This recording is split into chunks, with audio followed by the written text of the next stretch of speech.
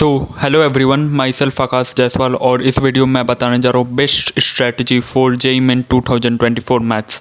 तो मैं इस वीडियो में ये बताने जा रहा हूँ कि मैंने कैसे लास्ट ईयर 63.6 परसेंटाइल से दिस ईयर 99.28 परसेंटाइल मैथ्स में हासिल किया।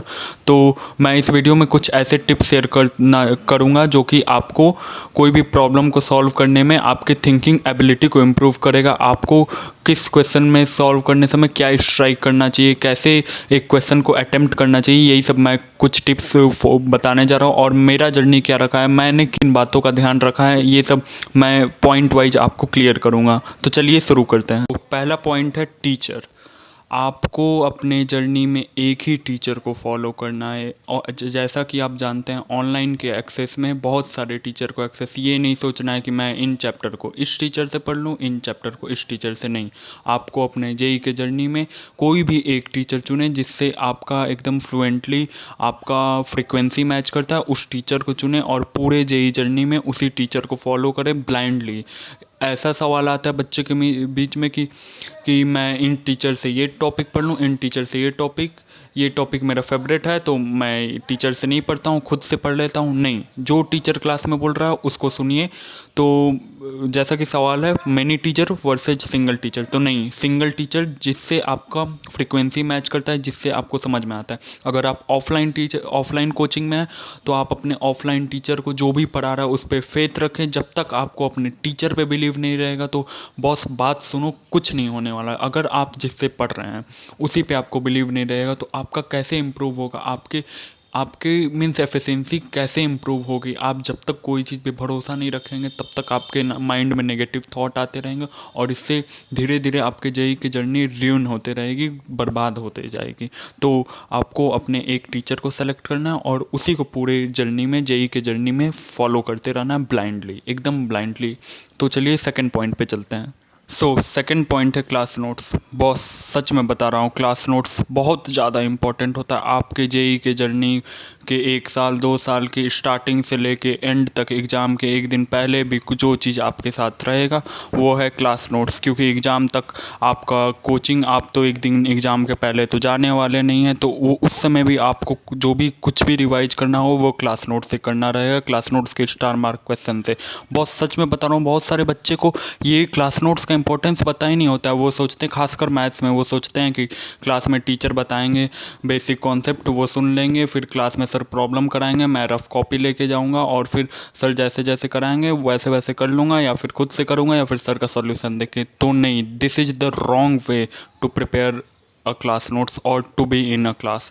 तो क्लास में प्रेजेंस रहना है, प्रेजेंस ऑफ माइंड के साथ रहना है, और फिर जैसे जैसे टीचर बेसिक कॉन्सेप्ट बता रहे हैं, थ्योरी बता रहे हैं, क्वेश्चन कर रहे हैं, वैसे वैसे आपको अपने क्लास नोट्स में कॉपी में नोट डाउन करते रहना है।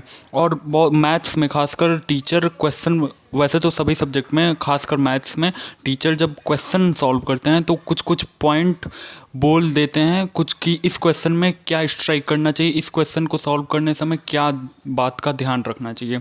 और टीचर बोलते हैं, लिखते कभी कभी नहीं है, तो आपको उसी समय साइड में एक रेक्टेंगल बना लेना, स्क्वायर बना लेना, उसी में जो भी सर ने बोला है, अगर आप मेमोराइज नहीं कर पाएँ तो उसी समय लिखना है। अगर आप मेमोराइज कर सकते हैं तो घर पे भी आके वो क्वेश्चन को सॉल्व करना है, और जो भी इंपॉर्टेंट पॉइंट है उसको साइड में, क्वेश्चन को सॉल्व करने वाले जो भी जिस भी पेज में कर रहे हैं उसके साइड में आपको लिख लेना है। तो क्लास नोट्स बहुत ज़्यादा इंपॉर्टेंट है, आपको टीचर को ब्लाइंडली फॉलो करना है। फर्स्ट पॉइंट मैं रिमाइंड कर दे रहा हूँ। सेकंड पॉइंट है क्लास नोट्स। तो क्लास नोट्स ज़रूर बनाना है और क्लास नोट्स के हर एक प्रॉब्लम को खुद पे एक बार घर पे जाकर एक अच्छे वे में, एक अच्छे से ढंग से सॉल्व करना है। तो चलिए थर्ड पॉइंट पे बढ़ते हैं।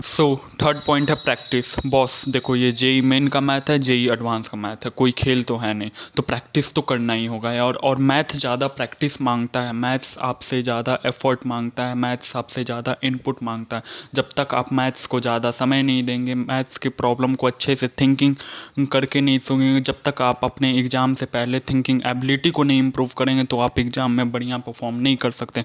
जितना ज़्यादा आप अभी इनपुट देंगे एग्ज़ाम से पहले, जितना ज़्यादा समय देंगे, जितना ज़्यादा एफर्ट लगाएंगे क्वेश्चन को सॉल्व करते वक्त, उतना आपको वो आपका इनपुट एक फ्रूटफुल आउटपुट में, फ्रूटफुल रिजल्ट में कन्वर्ट होगा। और यही तो चाहिए एक जेई के बच्चे को, यही चाहिए। मुझे भी, मेरे से भी शुरुआत में कोई क्वेश्चन जल्दी नहीं बनते थे, लेकिन मैं हार नहीं माना, मैं डट कर लड़ा, हर एक क्वेश्चन से एक क्वेश्चन को चैलेंज लेकर एक्सेप्ट किया और हर एक क्वेश्चन को फोड़ डाला, तोड़ डाला, तभी तो ये मैं आज 63 परसेंटाइल से 99.28 परसेंटाइल तक अपने स्कोर को जेईई मेन में परसेंटाइल को मैथ्स में अचीव किया।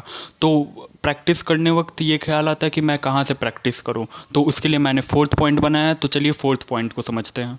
फोर्थ पॉइंट है स्टडी मटेरियल। तो बच्चे के ख्याल में हमेशा आता है कि मैं किस बुक को करूं, मैं कहाँ से प्रैक्टिस करूं। तो देखो यार, ऑफलाइन कोचिंग में आपका मॉड्यूल तो होता ही होगा, स्टडी मटेरियल होगा, और अगर आप ऑफलाइन कोचिंग पढ़ रहे हैं तो अपने स्टडी मटेरियल को शुरुआत से अंत तक करिए, एक बुक को फॉलो करो यार। हर एक बुक पे 2-3 बुक पे ऐसे भागा मत करो, एक बुक को करो लेकिन पूरा करो। ये नहीं कि इस बुक से आधा एक पेज कर लिया, इस बुक से कुछ और क्वेश्चन कर लिए, नहीं, ऐसे मत करो। एक बुक को करो पूरा, शुरुआत से अंत तक करना है। और अगर आप ऑनलाइन में पढ़ रहे हैं तो कुछ पर्टिकुलरली बुक है, वो आपको मैं अगले वीडियो में, अगर आपको चाहिए होगा तो कमेंट कर दीजिएगा। मैं मैथ्स के लिए best book for JEE mains and advance बताऊंगा, उसको आप फॉलो कीजिएगा। और अगर आप ऑफलाइन में हैं तो आपको मॉड्यूल स्टडी मटेरियल सॉल्व करना है, और कोई भी, अगर आप एक बुक भी, ऑनलाइन बच्चे वाले को बोल रहा हूँ, अगर एक बुक भी फॉलो कर रहे हैं तो उसको ही कीजिएगा, 2-3 बुक पे मत भागिएगा, पहले एक को करो, वही मोर देन इनफ है। फिफ्थ पॉइंट पे चलते हैं। फिफ्थ पॉइंट है कुछ खास बातें। ये वीडियो, हर वीडियो में आपको कुछ इंपॉर्टेंट टिप्स, कुछ खास टिप्स आपको मिलते रहेंगी। तो पहला है उसमें टाइम। देखो यार, जेईई का जर्नी है, टाइम मैनेजमेंट तो आपको करना ही चाहिए और सीखना होगा आपको। ये नहीं है कि पहले से ही आता होगा। कुछ बच्चे को शुरुआती से, वो 10th से 11th से अच्छे से कंसिस्टेंसी से पढ़ते रहते तो उन लोग को आइडिया रहता है, लेकिन कुछ बच्चे को नहीं रहता है। तो आपको कोई परेशानी की बात नहीं, आपको नहीं आता ये प्रॉब्लम नहीं है, आपको आज नहीं कुछ आता ये प्रॉब्लम नहीं है। आपको एग्ज़ाम के एक दिन पहले एग्ज़ाम के रूम में आप कैसे हैं, आपको अपने से कंपेयर शुरुआत में नहीं करना है। आपको अपने आप को इन्हेंस अप करते रहना है, आपको अपने कैपेबिलिटी को बढ़ाते रहना है। शुरुआत में नहीं कि ये बच्चा तेज है, मैं नहीं, कमज़ोर रह गया, नहीं। आपको अपने दिन प्रतिदिन आपको अपने अंदर कुछ ना कुछ क्वालिटी ऐड करते जानी है, जो कि आपके जेईई के जर्नी में बहुत ज़्यादा इंपॉर्टेंट है। और आपको कंपेयर कब उस दिन मैटर करता है, जेईई के एग्ज़ाम के हॉल में मैटर करता रहता है कि आपके बगल वाला कितना तेज़ है आपसे और आप कितना तेज़ है। टाइम मैनेजमेंट आपको आना ही चाहिए। और टाइम मैनेजमेंट कैसे होगा, वो होगा प्रैक्टिस से। जब तक आप कोई भी क्वेश्चन को प्रैक्टिस नहीं करेंगे तब तक आपको पता नहीं रहेगा किस क्वेश्चन में कितना टाइम लगता है। आपको एक हैबिट बनाना रहेगा, एक पर्टिकुलरली टाइम टेबल फॉलो करना रहेगा, एक कंसिस्टेंसी चाहिए टाइम मैनेजमेंट के लिए। कंसिस्टेंसी, अगर आप कंसिस्टेंट हैं, अगर आपको पता है कि कैसे कब टाइम पे आपको क्या करना है, एक प्रोसेस पता है, तो आप ज़रूर टाइम मैनेजमेंट में सक्सेसफुल रहेंगे। इसमें सेकंड पॉइंट है मेंटालिटी ड्यूरिंग प्रैक्टिस टाइम।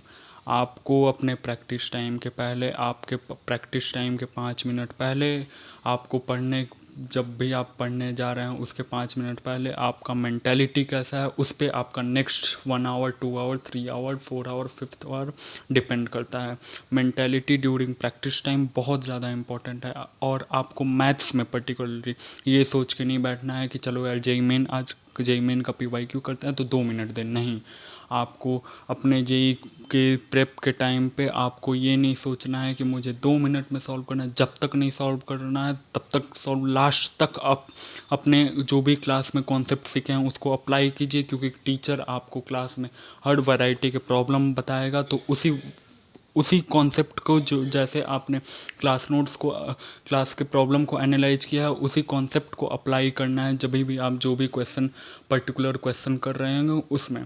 तो आपको मेंटालिटी इम्प्रूव करना रहेगा। आपको जेईई के मैथ में टाइम देना ही होगा, और शुरुआत में जितना ज़्यादा आप टाइम देंगे, मैं फिर रिपीट कर रहा हूँ, शुरुआत में जितना ज़्यादा आप जेईई के एग्ज़ाम के पहले अपने प्रिपरेशन टाइम में जितना टाइम देंगे, वो आपको एग्ज़ाम के टाइम में बहुत ज़्यादा हेल्प करेगा। उसी से आपको, आप अगर यहाँ पे 10 मिनट में क्वेश्चन कर रहे हैं, धीरे धीरे 10 मिनट से 8 मिनट, 7 मिनट, 5 मिनट, तो वही एग्ज़ाम में क्वेश्चन आपका 2 से 2.5 मिनट, जो कि टॉपर को लगता है 2.5 से 3 मिनट लगेगा। आपको मेंटेलिटी एकदम बिल्कुल क्लियर, स्ट्रेट फॉरवर्ड रखना है।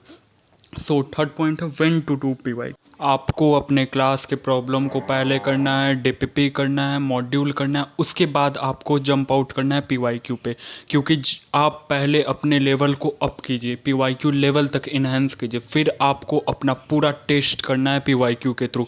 आप कितना परसेंटेज ऑफ 100% मीन्स 100 क्वेश्चन है पीवाईक्यू में, तो आप 100 में से 60 कर पा रहे हैं, 50 कर पा रहे हैं, 10 कर पा रहे हैं, 40, उससे आपको पता रहेगा कि आप अपने चैप्टर को किस लेवल पे ले जा चुके हैं। क्या आपने सही में JEE main level, JEE advance level तक अपने एक पर्टिकुलर चैप्टर को ले गए हैं, कि क्या आप बस नाम के प्रैक्टिस अभी तक करते रह गए, और फिर आउटपुट का जब आता है, जब आपका पीवाईक्यू का सॉल्व करने अब आता है, तो आप कुछ नहीं कर पा रहे हैं। अगर आप 100% में से अगर आप 60 to 70% पीवाईक्यू भी हो रहे हैं तो बहुत बढ़िया बात है, और अगर 80 to 90 हो रहे हैं तो आपको अपने जैसे इस प्रोसेस को आप फॉलो करते आए हैं वैसे ही करते रहिए, कोई प्रॉब्लम नहीं है, आपका जेई में सिलेक्शन ज़रूर होगा। और जिनका कम भी हो रहा है, 40 से 50% भी हो रहा है, उनको भी श्योर रहना है, उनका भी सिलेक्शन होगा। बस कंसिस्टेंसी मेंटेन रखे रहना है। कोई भी कंसिस्टेंसी, कोई भी डिस्ट्रैक्शन आ जाए, आपको डिस्ट्रैक्शन को मार डालना है, डिस्ट्रैक्शन को फोड़ डालना है। आपको डिस्ट्रैक्शन पे ध्यान ही नहीं देना है, खुद के जेई के जर्नी पे ध्यान देना है। बहुत सारे जेई के जर्नी में डिस्ट्रैक्शन आएंगे, मेरे भी जर्नी में बहुत सारे डिस्ट्रैक्शन आए थे। मैं जब अपना जेई का स्टोरी शेयर करूँगा तो उसमें मैं बताऊँगा कि मैंने कैसे डिस्ट्रैक्शन से लड़ा, और मैं आज कैसे जेई मेन में अपने मैथमेटिक्स में 63 परसेंटाइल से 99.28 परसेंटाइल हासिल किया। तो पीवाईक्यू कब करना है, पहले क्लास प्रॉब्लम करें, पहले क्लास प्रॉब्लम को एनालाइज करें, डीपीपी करें, मॉड्यूल करें, फिर उसके बाद पीवाईक्यू पे आना है। सो फोर्थ पॉइंट है इंपॉर्टेंस ऑफ पीवाईक्यू, तो उसके बारे में मैं बताने जा रहा हूँ। वैसे तो मैंने बता ही दिया इंपॉर्टेंस ऑफ पीवाईक्यू क्या है। आपको पूरे अभी तक जितना भी जर्नी आपने, जो भी प्रोसेस अभी तक, जो भी पॉइंट्स आपने फॉलो किए, उसके बाद पीवाईक्यू आपको अपनी एबिलिटी, आपको अपनी कैपेबिलिटी दिखाता है। आपको एक पीवाईक्यू को चैलेंज की तरह एक्सेप्ट करना है, और उसको आपको चैलेंज एक्सेप्ट करना है और अच्छे से अपना 100% देना है। जब आपको अपने से अपना 100% देना है, इनपुट 100% डालिए, आउटपुट शुरुआत में 20% 30% भी आते रहेगा, लेकिन वो 30% कब 80% 90% 100% में बदल जाएगा आपको पता भी नहीं चलेगा। सो आपको पीवाईक्यू, आपको ये सब प्रोसेस फॉलो करते रहना है। सो फिफ्थ पॉइंट है रिवीजन। सच में बता रहा हूँ, मैंने ऐसे ऐसे बंदे देखे हैं जो कि बहुत तेज हैं, क्लास के समय जो चैप्टर चल रहा है क्लास में उस समय तो बहुत अच्छा परफॉर्म कर रहे हैं, लेकिन जब बात आता है 4 चैप्टर बीतने के बाद, जो उस पिछले का जब बात आता है, पिछले 4 महीना बाद उस चैप्टर से आप कर पा रहे हैं क्वेश्चन, नहीं तो नहीं कर पाते हैं। तो रिवीजन बहुत ज़्यादा इंपॉर्टेंट है। रिवीजन ही एक ऐसा चीज़ है जो आपके जर्नी को एकदम पलट देगा। मतलब बहुत सारे अच्छे अच्छे बच्चे रिवीजन की वजह से लैग कर जाते हैं और फिर उनका सिलेक्शन रुक जाता है। तो रिवीजन आपको करते रहना है। रिवीजन कब करना है, आपको 3-4 चैप्टर बीत जाने देने हैं, और फिर उसके बाद आप शॉर्ट नोट्स भी बनाते रहेंगे। और मैं एक शॉर्ट नोट्स पे वीडियो भी अपलोड करूँगा कैसे बनाते हैं, वो बच्चे टू बच्चे वैरी करता है। मैं सबको एक पर्टिकुलर केस वाइज डिवाइड करके बनाऊँगा, तो वो वीडियो भी अगर आपको चाहिए तो कॉमेंट डाउन कीजिए। तो मैं कहाँ था, रिवीजन पे। रिवीजन आपको कैसे करना है, पहले आपको 3-4 चैप्टर बीत जाने के बाद शॉर्ट नोट्स बनाना है। उसको शॉर्ट नोट्स के थ्रू कॉन्सेप्ट वाइज रिवाइज कीजिए, और जो प्रेजेंट में चल रहा है उसको तो चलने ही देना, उसको बैकलॉग पे नहीं आने देना। जो प्रेजेंट को चल रहा है चलते रहने दीजिए। जैसे आपका 4 चैप्टर हुआ तो डेली आप एक एक क्वेश्चन भी मिनिमम कीजिए उस चैप्टर से। आपको उस टाइम तो एकदम एडवांस लेवल के कम से कम एक क्वेश्चन भी कीजिए, वो आपके पूरे थ्योरी, आपके पूरे एनालिसिस को, वैरायटी ऑफ प्रॉब्लम उस समय आप स्टार्ट कीजिए करने का। बहुत सारे प्रॉब्लम कहीं से भी उठाइए, एक प्रॉब्लम उठाइए लेकिन ढंग से कीजिए, और इसको फॉलो करते जाइए कॉन्सिस्टेंसी। सो अगर आप यहाँ तक बने हुए हैं तो उसके लिए दिल से शुक्रिया भाई। और अगर आपको मेरा हार्ड वर्क, मेरा कंटेंट अच्छा लगा तो चैनल को सब्सक्राइब कर दीजिए, और अगर आपको ये वीडियो अच्छा लगा तो एक लाइक ज़रूर कर दीजिएगा।